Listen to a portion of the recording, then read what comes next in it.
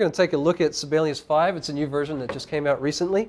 And let's start by looking at a score the way that a new user will look at it. As you can see on the screen here, we have the quick start, which is how the program will open up. And the first thing we're going to do is go ahead and start a new score. So click OK right here. And here we have a choice between a whole bunch of different manuscript papers for different formats that you might have. Maybe you have a choir with 2 sopranos, alto, and piano. Perhaps you need a choir reduction with an organ. Maybe a concert band, drum corps battery, drum corps with brass, guitar with tab, guitar without tab, handbell choirs, jazz combos. As you can see, we have a whole bunch of various templates that you can start from, and some of them are a little bit esoteric. We have lute tablature, we have mariachi bands, military bands, all kinds of things. And for the elementary teachers, we have some ORF templates here with ORF body percussion, ORF classroom 1 and 2, those types of things. Now I'm going to assume that in spite of this extensive list that you can't find the one that you are looking for. So I'm going to start with a blank score. So go up here to blank. I'm going to go ahead and add some instruments. So here we can choose from various instruments. And again, the list is quite extensive. There's a pretty good chance that whatever instrument it is that you play, then it's going to be in this list.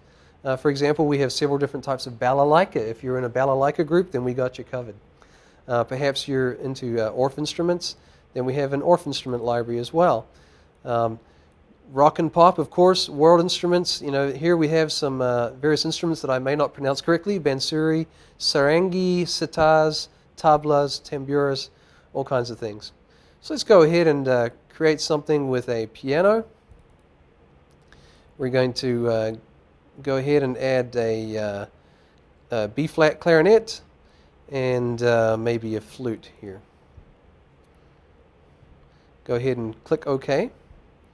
And from here we can choose our house style and these various looks for the score. I'm going to go with unchanged, which is the standard professional looking font that you'd see in most music books that you purchase. Right here is where we choose our time signature.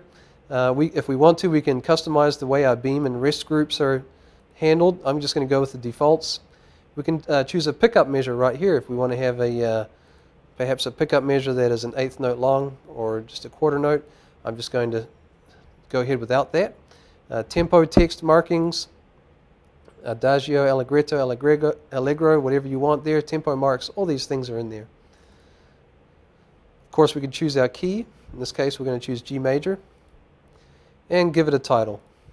Of course, got to have the all-important copyright, because I'm sure the pieces that you're creating need to be copyrighted. They're very important. And from here, you can see that we started up with a blank score.